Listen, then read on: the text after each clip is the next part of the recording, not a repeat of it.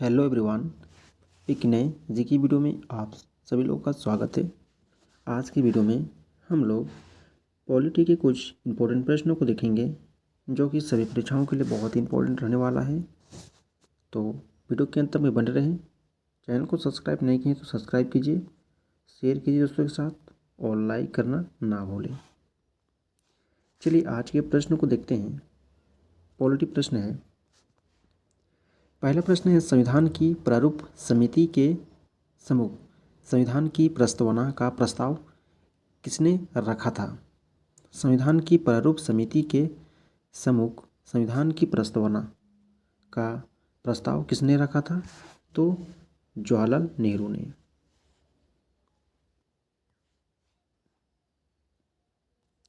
Next सवाल है,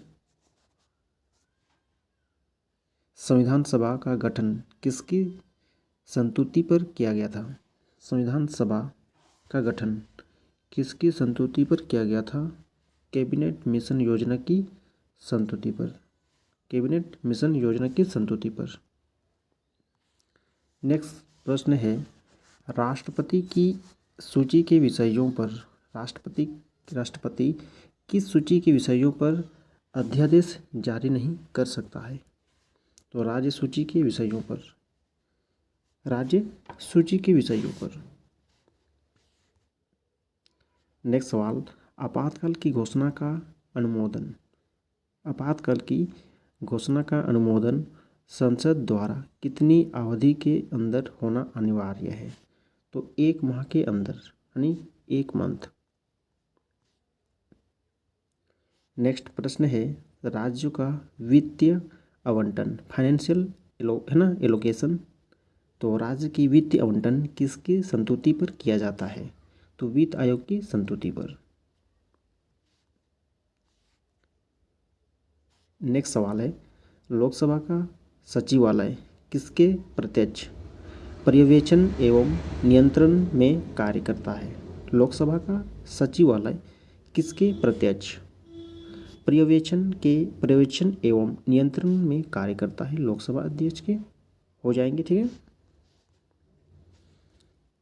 next सवाल, भारतीय संविधान का सबसे बड़ा एकांकी स्रोत सिंगल बिगेस्ट सोर्स क्या है?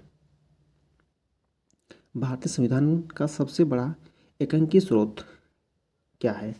तो government of India act 1935। Government of India act 1935। Next सवाल है, संविधान के मूल ढांचे बेसिक स्ट्रक्चर। संविधान के मूल ढांचे को संशोधित नहीं किया जा सकता है सर्वोच्च न्यायालय ने यह व्यवस्था किस वध में दी थी? तो केशवानंद भारती वाद में दिए थे। नेक्स्ट सवाल, भारत में राजनीतिक दलों को कौन मान्यता देता है? भारत में राजनीतिक दलों को कौन मान्यता देता है? तो निर्वाचन आयोग जो कि है वो राजनीतिक दल को मान्यता देते हैं। नेक्स्ट सवाल, संविधान द्वारा प्रदान किए गए मौलिक अधिकारों में संशोधन करने का अधिकार किसको है? तो मौलिक अधिकार को संशोधन करने का अधिकार संसद को दिया गया है ना, संसद को। नेक्स्ट सवाल, राज्य के नीति निर्देशक सिद्धांत का उद्देश्य क्या है? राज्य के नीति निर्देशक सिद्धांत का उद्देश्य क्या है? संविधान को सामाजिक परिवर्तन का उपकरण बनाना। संविधान को सामाजिक परिवर्तन का उपकरण बनाना। नेक्स्ट सवाल, राष्ट्रपति पद के लिए प्रत्याशी का प्रस्ताव। राष्ट्रपति पद के लिए प्रत्याशी का प्रस्ताव निर्वाचन मंडल के कितने सदस्यों द्वारा किया जाना आवश्यक है? तो 50 सदस्यों द्वारा, ठीक है। 50 यानी 50 सदस्यों द्वारा। नेक्स्ट सवाल, लोकसभा को उसकी निर्धारित 5 वर्ष की अवधि से पूर्व भाग करने का अधिकार किसको है? प्रश्न बोल रहा है कि लोकसभा को उसकी निर्धारित 5 वर्ष की अवधि से पूर्व भंग करने का अधिकार किसको है?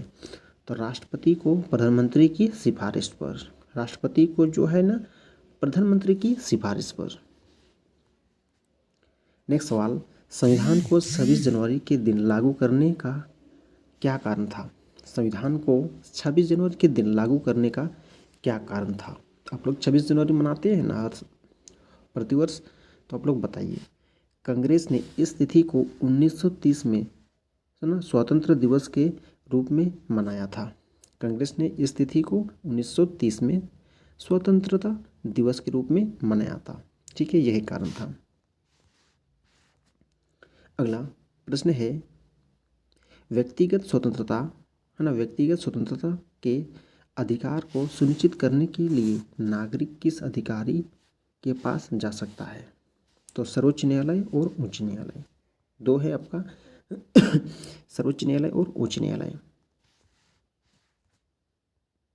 नेक्स्ट सवाल, भारत के राष्ट्रपति के विरुद्ध महाभियोग, भारत के राष्ट्रपति के विरुद्ध महाभियोग प्रारंभ करने का अधिकार किसे प्राप्त है? तो संसद के दोनों साधनों में कोई भी साधन इसके है ना इसे प्रारंभ कर सकता है। संसद के दोनों साधनों में से कोई भी साधन इसे प्रारंभ कर सकता है। नेक्स्ट सवाल है, किस विधेयक पर राष्ट्रपति को अनिवार्य रूप से हस्ताक्षर करने पड़ते हैं? किस विधेयक पर राष्ट्रपति को अनिवार्य रूप से हस्ताक्षर करने पड़ते हैं और वह उसे पुनर्विचार के लिए वापस नहीं भेज सकता है ना, पुनर्विचार के लिए वापस नहीं भेज सकता? तो वित्त विधेयक पर, वित्त विधेयक पर। नेक्स्ट सवाल है, उपराष्ट्रपति किस संस्था का पदेन सभापति होता है? उपराष्ट्रपति किस संस्था का पदेन सभापति होता है? तो राज्यसभा का। अगला प्रश्न है, लोकसभा के सामान्य कार्यकाल, लोकसभा के जो सामान्य कार्यकाल को 5 वर्ष से अधिक करने का अधिकार किसको है? तो संसद को केवल राष्ट्रपति संकट के समय, संसद को केवल राष्ट्रपति संकट के समय। ये सब प्रश्न कुछ हैं इंपॉर्टेंट प्रश्न हैं और जानना भी आवश्यक है।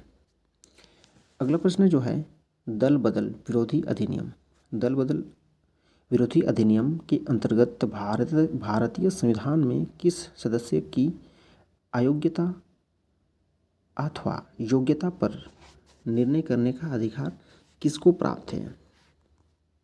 तो ये लोकसभा अध्यक्ष को प्राप्त है ना, लोकसभा अध्यक्ष को। नेक्स्ट सवाल है, किस राज्य के आरक्षण किस राज्य के आरक्षण विधेयक को 9वीं अनुसूची में सम्मिलित किया गया है? तो तमिलनाडु के आरक्षण विधेयक को, तमिलनाडु के आरक्षण विधेयक को। नेक्स्ट सवाल, विधान परिषद के सदस्य चुने जाने के लिए विधानसभा में किस प्रकार मतदान होता है? तो खुला मतदान होता है ना, खुला मतदान। नेक्स्ट सवाल, राज्यसभा के द्विवार्षिक चुनावों की उद्घोषणा कौन करता है? तो निर्वाचन आयोग करते हैं। अगला प्रश्न है, यदि किसी विधि या संवैधानिक संशोधन को संविधान की 9वीं अनुसूची में रख दिया जाए तो इसका क्या परिणाम होता है? तो वह न्यायालय में वाद योग्य नहीं रहता, वह जो है ना न्यायालय में वाद अयोग्य नहीं रहता। नेक्स्ट सवाल, किसकी अनुमति के बिना राज्य की विधानसभा में कोई धन विधेयक पेश नहीं किया जा सकता? किसकी अनुमति के बिना राज्य की विधानसभा में कोई धन विधेयक पेश नहीं किया जा सकता?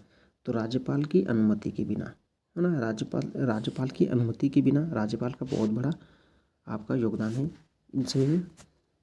नेक्स्ट सवाल, भारतीय संविधान में प्रदत्त मूलभूत अधिकारों को निलंबित करने की सत्ता किसके पास है?